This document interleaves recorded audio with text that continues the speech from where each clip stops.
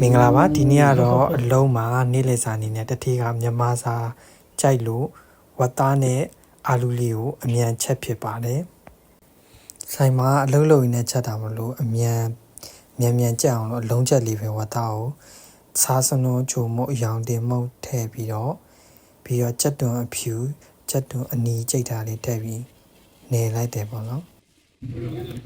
တဲပူရင်တော့စီပူလာရင်ခုနနေထားတဲ့အသားလေးထည့်ပြီးတော့ရေလေးနင်းငယ်ထည့်ပြီးခဏအုပ်ထားလိုက်ပဲပေါ့နော်7မိနစ်လောက်နေရင်တော့အသားလေးစီပြန်လာပြီဆိုရင်ဒီတိုင်းအာလူလေးထည့်ပြီးတော့အာလူလေးရတာနှံ့တော့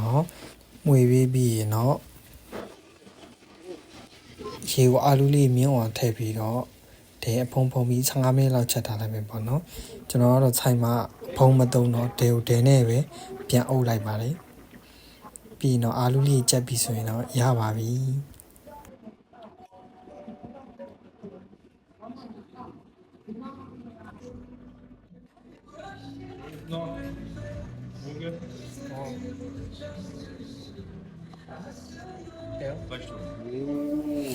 တတိယဆိုင်မှာရှိတဲ့ပစ္စည်းနဲ့ပဲချက်တာအောင်မြန်မာရတာထွက်လို့ဆိုပြီးတော့အော်ဟောနေ